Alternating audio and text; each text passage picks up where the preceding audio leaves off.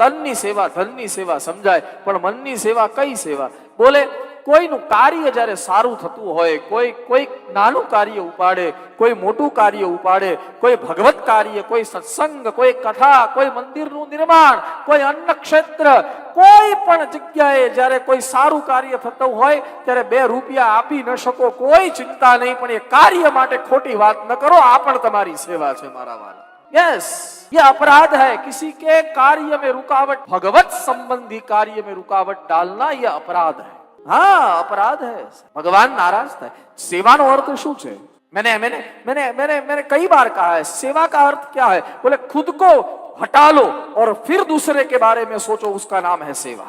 આપણે સેવા કરીએ એટલે આપણા ડ્રાઈવર માટે આપણે કઈક વ્યવસ્થા કરી આપીએ, આપણા ઘરના સેવકો માટે કઈક વ્યવસ્થા કરી આપીએ, એ સેવા નથી. કારણ કે એનો બદલો તમે લેવાના છો એની સેવા લઈને. એ વેપાર છે, એ વ્યવહાર છે.